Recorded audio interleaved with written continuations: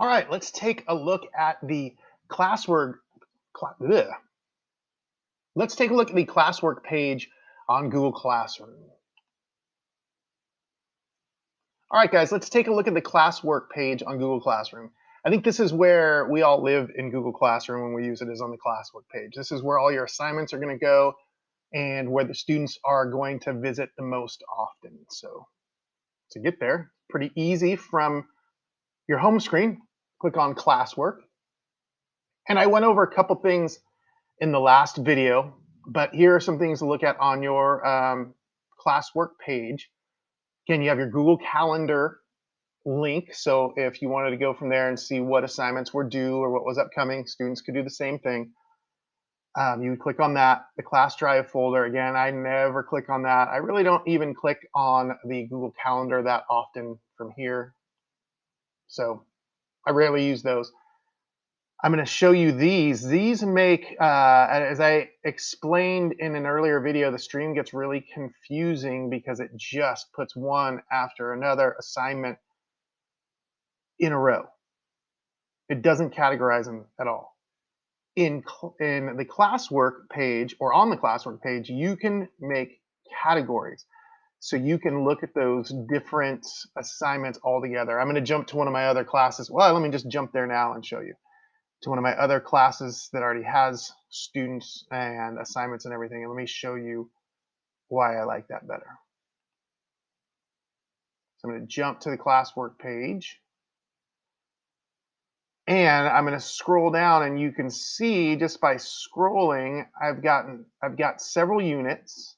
Each unit has 10 plus assignments, maybe more, maybe less, but 10's about a good range, but you can see they're all categorized. So from my first one, Rome at the very beginning of the year, through Europe, so on and so forth. So even if I just scroll, they're all categorized together, which is really nice. And they're all categorized under topics. Now, what makes topics even nicer is if I wanted to jump down to, all right, let's see what's going on. Let's see what I did back in the Islam unit or what I need to assign or what to do. I can click on Islam and it jumps me down to Islam and it shows me just those assignments. And I'm like, okay, I'm done with Islam. Let me go to Japan. I can jump around to Japan and then I can go to the very top and see all of my topics. So it makes things way, way, way more organized and easier to follow. So I will go over topics and how to create them in a minute when I create assignments. There are several different types of assignments.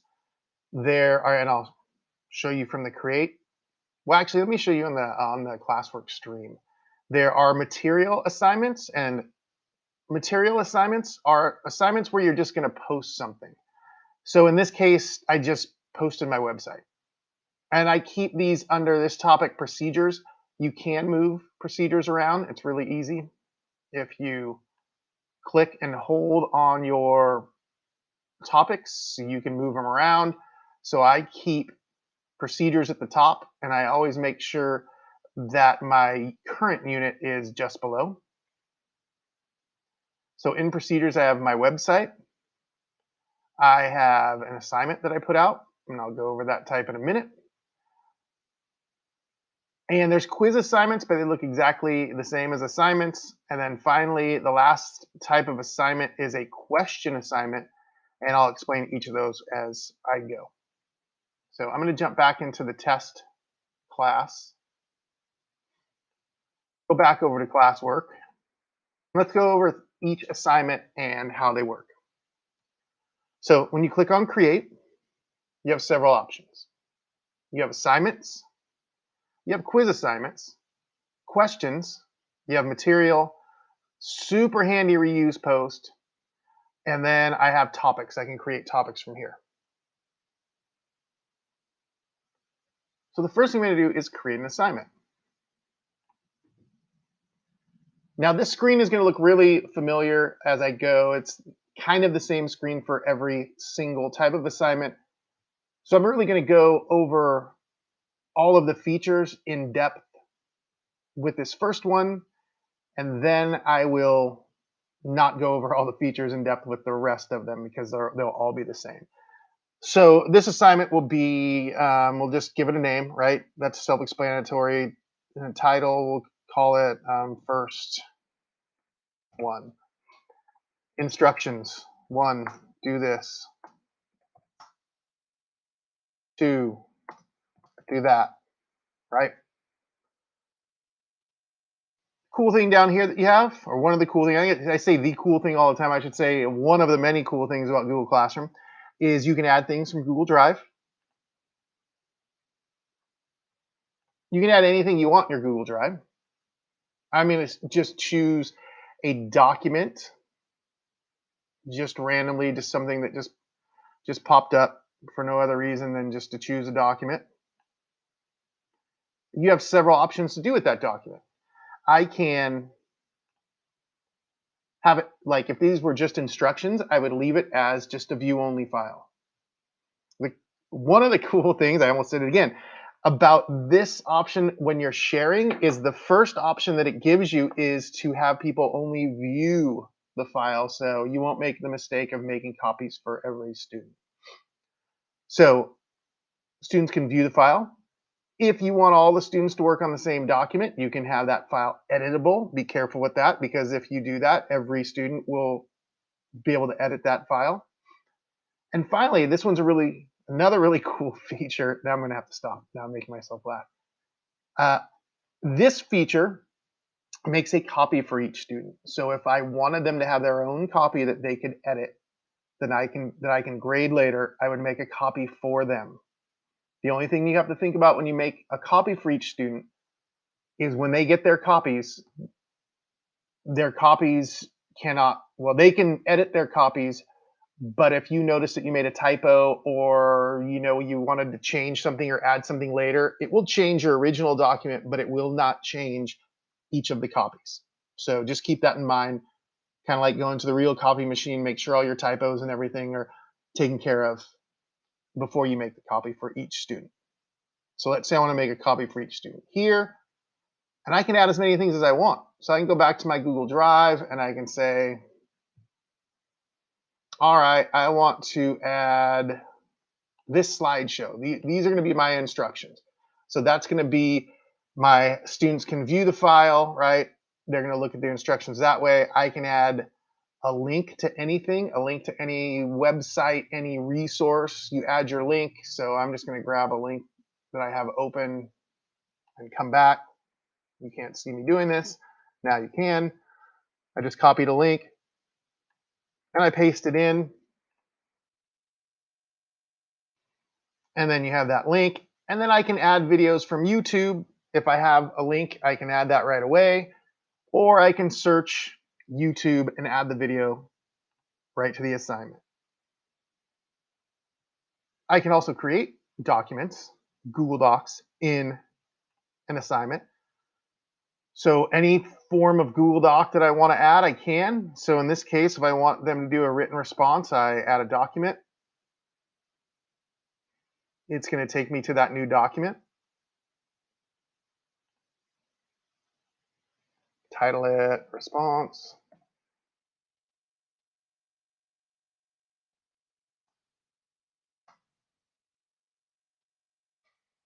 And now I've created that document.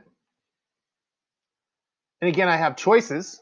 So if I want each student to write their response on their copy, I just make a copy for each student.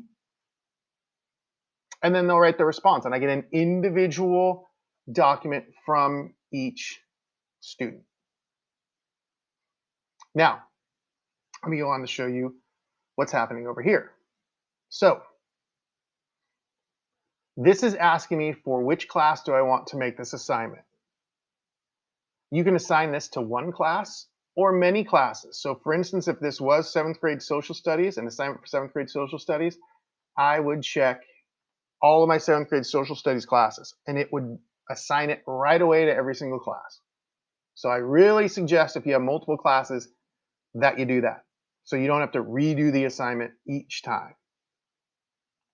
But sometimes I do assignments one at a time because if I do assign a test through here and I don't want 5th period to have it, well, when I assigned it at 8 a.m., I will assign it class by class. And I'm going to go over how you can do that here in a second. Well, I just went over how to do that. I'm going to show you what I do when I assign class by class. Next thing, you give it the points that you want to make this worth. So if it's 100 points or 24 points or whatever, you just adjust whatever points you want to make it worth. If you want to give it a due date, you can pick a due date and time. So whenever you want that to be finished. When students turn in an assignment in which they edited. So for instance, this document, if they wrote their response and they turn it in, it will tell you if they turned it in late. It'll say that it's turned in late. It'll tell you if it's missing, if it's not turned in yet. It won't tell you that it's turned in on time. It's just turned in on time. They don't get any flags like late or missing.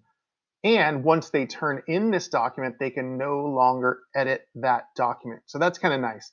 So they do have options right now that's shared with you. You can edit it, they can edit it, but once they turn it in, they cannot edit it anymore. However, they can unsubmit it, edit it, and turn it back in, but you are given notice that they unsubmitted and resubmitted. So even though they can do that, you can say, well, look, you unsubmitted it and you resubmitted it like 2 days later. You can add a rubric. I'm going to show you a rubric in a different assignment and not make a whole rubric right now, but you can add a rubric score. This is a really cool feature, but you only get a decent amount, but I'm about to run out of my originality reports. And what that is what it sounds like. So if the kid wrote a response, it will check that to make sure it's in their own words. If it's not in their own words, it'll tell you, and it'll tell you where they got the information from, and it'll tell you the percentage that is in their own words. Super useful. I teach 7th grade, so it's pretty easy to tell when they plagiarize, but it saves me having to figure out the website and say, look, here's where you got your stuff from. It gives me that site right away. And sometimes it's a cool feature to back up that they've used sites that I gave them. So they may have summarized something that's not well, I guess technically it's plagiarism, but I'm asking them to summarize a site and then cite it.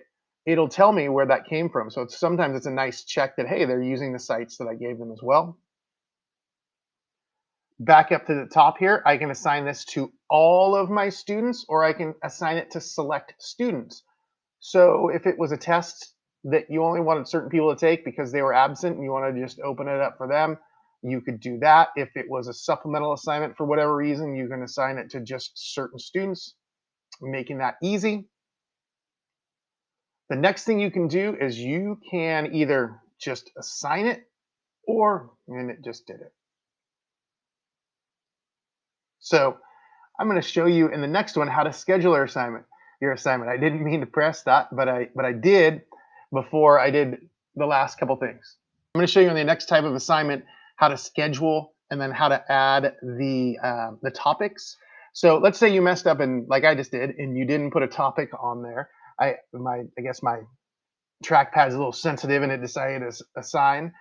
I click on the 3 little dots, and there's 2 ways I can do this. I can edit my assignment and I can choose a topic for it to go into, right? Remember, I want to keep these organized, or I can just drag this to any of the topics. So if I want it to be an essay, right? I had them write something.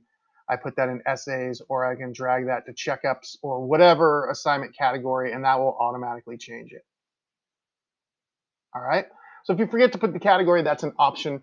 And you can just drag that into one of your topics, or you can edit and change the topic. So let's create the next assignment. And this time I'm going to show you actually how to schedule it. So the next type of assignment is a quiz assignment. And it's just what it sounds like. It's a quiz. A couple different features with this. What it will do, it will give you a blank quiz, so you can create your quiz right now. I usually have my quiz already created, so I generally delete this blank quiz, and I'll show you how to add one that you've already created. So I'm going to give this a title. We're going to call this a test. Again, optional instructions, whatever you want to do. You can use notes on this one or whatever you want to do. So now I am going to add my quiz from my drive.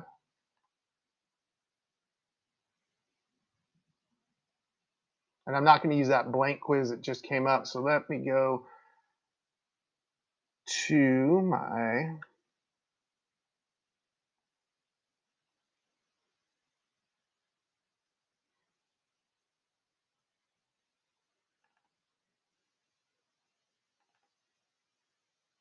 So you can talk amongst yourselves right now while I'm doing this. I'm almost there. So I'm going to add my next quiz. Now it's going to give me an option to use lockdown mode. This is great when you are in the classroom. I don't know that this is going to work for distance learning. I tested it on, I have a district Chromebook at home and I have 2 children in the district. I had one test it on a district Chromebook and it worked. And I had one test it on her own Chromebook and it worked. So it still may work, but even if they have a locked Chromebook at home, that doesn't mean that they don't have their phone next to them or whatever while they're at home. But it will not work. I tried it on this machine, my computer that I'm using right now, and it did not work. So I would just turn off the lock mode for now. Grade importing is a really cool deal. Another really cool deal because it will, when you use Google Forms for multiple choice, it will grade itself. Constructed response, you still have to grade, and it will, Classroom will import those grades into Google Classroom, which you can then import into Aries. So a couple steps of grading are done for you. Again, I'm not going to go over all this except for topic that I didn't show you because I went over it last time. So this is where I would choose topics. So I'd choose assessments for this. Now, let me show you scheduling. So let's say I make the test over the weekend and I don't want to assign it right away, but I don't want to forget.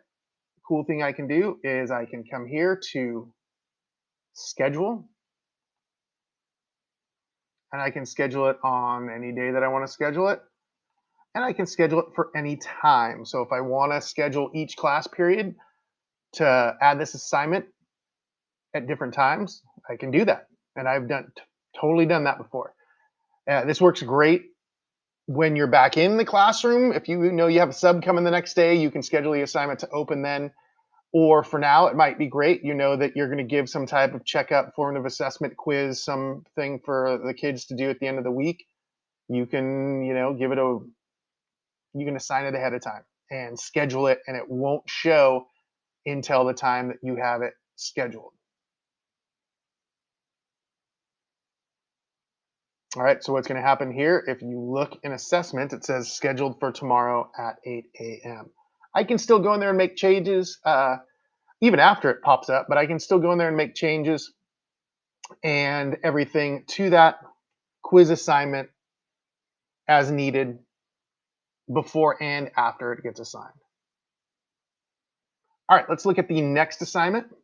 Next assignment is a question assignment. I use this a lot in class. And this I really either use at the end of a lesson or check for understanding type thing. So what did you learn? You can either do a short answer or multiple choice. All of the other features are the same. I'm not going to go through each one of these other features. The only thing that's different about this one is you can have students reply to each other, which I do sometimes. Sometimes they say you need to write your written answer and then reply to somebody else's. And I also sometimes have students can edit their answer because if I go through and I actually grade this and then want them to redo parts of it, then I have them edit. But everything here, everything else is exactly the same except instead of assign, it says ask. The next type of assignment is material, and I went over what material was, but I'll show you how to do it. You give it a title. Same buttons here. You can add anything that you want here. Same buttons here, except if you notice, there's not all the grading stuff. Because this isn't a grade, this is just a post. And again, once you select all these things and add everything, it'll ask you either you can post it or you can schedule it for later. The last thing that I'm going to show you here is the reuse post. And that's really cool. If you do want to use something from another class, or let's say you forgot to click, you have 5 biology classes and you forgot to click one of the biology classes to add an assignment, you don't have to redo the whole assignment. You can go to reuse post, and it just takes a second to generate. And I can go back through all my other classes. I can even go into archived classes and use posts from classes that I've archived I don't know why my internet's taking this long to do this. I'm going to close this and reopen it up.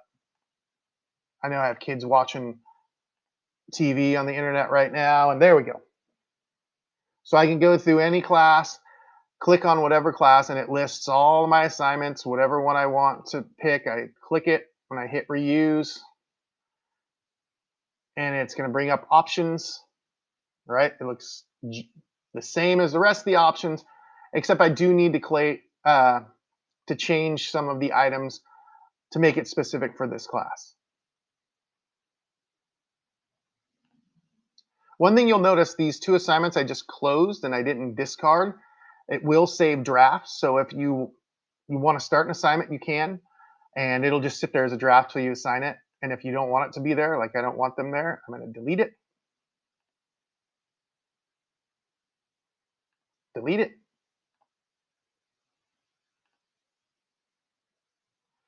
And that's your basic tutorial on how to create assignments. And the next one, I'll show you what happens when assignments get turned in.